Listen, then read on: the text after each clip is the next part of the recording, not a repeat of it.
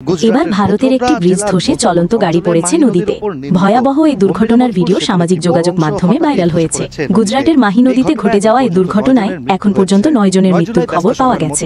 Bridge ভেঙে মাঝ নদীতে পড়ে যাওয়ায় আতঙ্ক ছড়িয়ে পড়েছে পুরো এলাকা জুড়ে।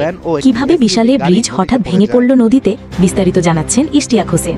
গুজরাটের ভদোদরা জেলার মুজপুর অঞ্চলে মাহি নদীর ওপর নির্মিত গম্ভীর মুজপুর সেতুর একটি বড় অংশ হঠাৎই ধসে পড়েছে নদীতে। এই ঘটনায় এখন পর্যন্ত 9 জনের মৃত্যু হয়েছে। 9 জুলাই ব্যস্ত সময়ের মধ্যে সেতুটি ভেঙে পড়ার ঘটনা ঘটে, যার ফলে 2টি ট্রাক, একটি পিকআপ ভ্যান ও একটি এসইউভি গাড়ি নদীতে পড়ে যায়। ভারতের স্থানীয় গণমাধ্যম দ্য ইন্ডিপেন্ডেন্টের একটি প্রতিবেদন থেকে জানা যায়, ভেঙে পড়া সেতুটি দীর্ঘদিন ধরে জরাজীর্ণ অবস্থায় ছিল। এছাড়া স্থানীয়দের অভিযোগে একাধিকবার মেরামতের অনুরোধ থাকা সত্ত্বেও কার্যকর কোনো পদক্ষেপ নেওয়া হয়নি। এদিকে ব্রিজটি ভেঙে পড়ার সাথে সাথে ঘটনাস্থলে উদ্ধার কাজ শুরু করে স্থানীয় প্রশাসন, দমকল বাহিনী ও দুর্যোগ মোকাবেলা দল। উদ্ধারকর্মীরা এখনও নদীতে তল্লাশি চালাচ্ছেন, আর হতাহতের সংখ্যা আরও বাড়তে পারে বলেও আশঙ্কা প্রকাশ করেছেন। বিশ্বমানের থার্মিক্স রড সালাম স্টিল থার্মিক্স, দেশের একমাত্র থার্মিক্স রড। এই ঘটনার পরপরই গুজরাটের স্বাস্থ্যমন্ত্রী ঋষিকেশ প্যাটেল জানিয়েছেন, সেতুটি পূর্বে মেরামত করা হয়েছিল, কিন্তু তা সত্ত্বেও এই দুঃখজনক ঘটনা ঘটে। এছাড়া গুজরাটের মুখ্যমন্ত্রী ইতোমধ্যে 212 কোটি রুপি ব্যয়ে একটি নতুন সেতু নির্মাণের অনুমোদন দিয়েছেন। অন্যদিকে গুজরাটের রাজ্য সরকার এই ঘটনার তদন্তে সেতু ও কারিগরি বিশেষজ্ঞদের নির্দেশ দিয়েছে।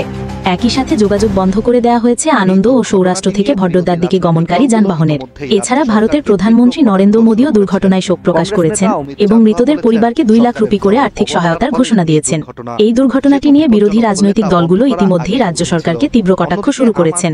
কংগ্রেস নেতা অমিত চাওদা বলেছেন, সরকারের চরম অবহেলার ফলেই এই দুর্ঘটনা। সেতু বিপজ্জনক হলে তা বন্ধ করা আগে উচিত ছিল। অন্যদিকে আম আদমি পার্টির নেতা ইসুদান গান্ধীও সরকারের জবাবদিহিতা দাবি করে বলেন, বেহাল অবস্থায় সেতু চালু রাখা চরম দায়িত্বজ্ঞানহীনতা।